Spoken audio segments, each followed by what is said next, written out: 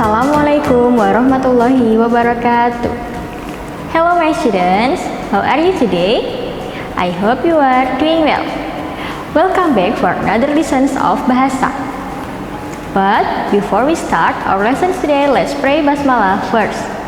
Bismillahirrahmanirrahim. Amin. Today we are going to learn about menulis surat. Are you ready? Don't forget to prepare your book and your pen and listen to me carefully. Menulis surat. Menulis surat di sini tidak hanya menulis surat pribadi ya, tetapi menulis surat dinas juga.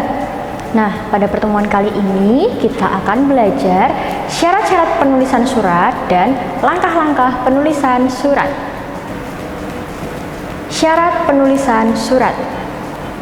Anak-anak ada yang tahu ada berapa syarat penulisan surat? Good. Ada 6 syarat penulisan surat. Baik surat pribadi maupun surat dinas. Apa saja? Anak-anak harus menyimak penjelasan Bunda berikut ini.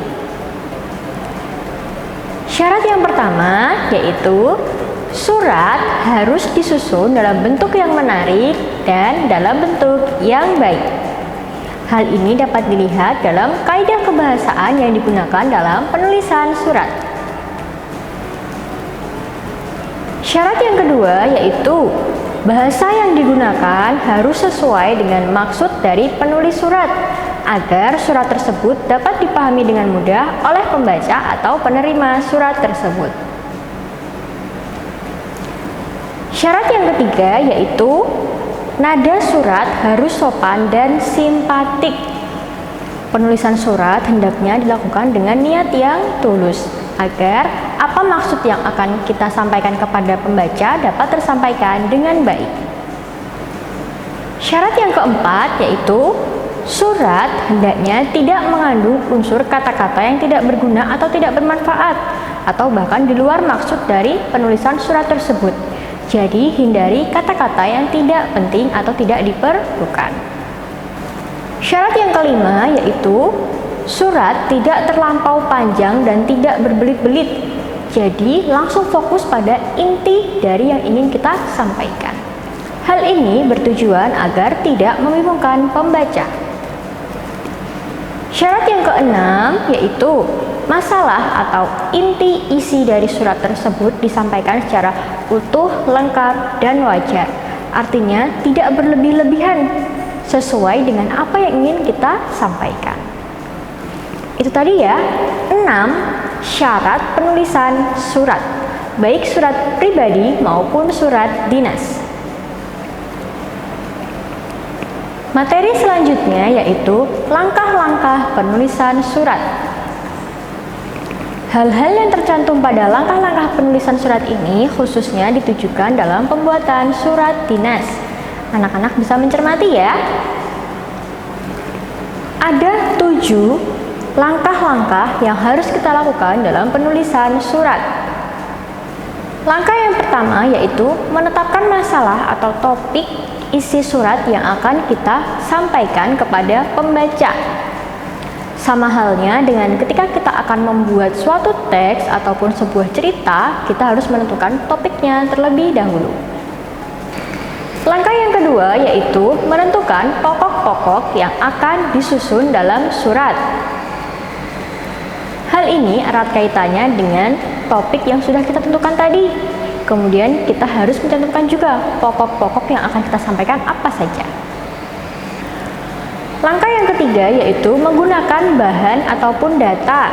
Data di sini berupa fakta-fakta yang benar-benar terjadi. Itu bisa kita masukkan dalam isi surat. Langkah yang keempat yaitu menetapkan siapa yang akan dikirimi surat. Atau kita harus menentukan terlebih dahulu siapa nih yang akan kita jadikan pembaca surat kita. Langkah yang kelima yaitu menetapkan siapa yang akan menjadi pengirim surat. Biasanya langkah yang ini digunakan dalam penulisan surat dinas. Suatu instansi ketika dia akan mengirimkan surat kepada seseorang ataupun lembaga lain, tentunya dia mempunyai pengirim, nama pengirim dari surat tersebut, atau siapa yang bertanggung jawab atas surat tersebut. Misalkan ketua atau kepala lembaga instansi tertentu. Langkah yang keenam, menggunakan kelengkapan yang memadai, seperti misalkan warna surat, huruf atau jenis font yang digunakan, kemudian penggunaan amplop surat, dan lain sebagainya.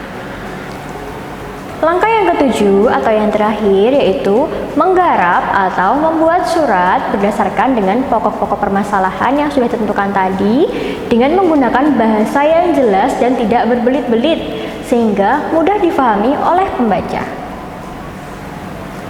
Itu tadi ya, 7 langkah-langkah penulisan surat. Selamat mencoba anak-anak hebat. Oke kelas, we will stop here. We will continue next week. Do you have any question before we end this class for today?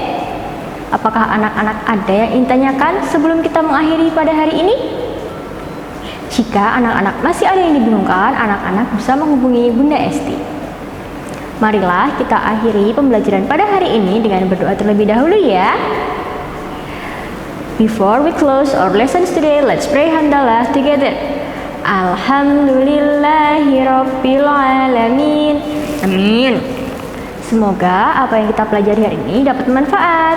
Bunda akhiri, wassalamualaikum warahmatullahi wabarakatuh. Semua anak teladan itu hebat. See you.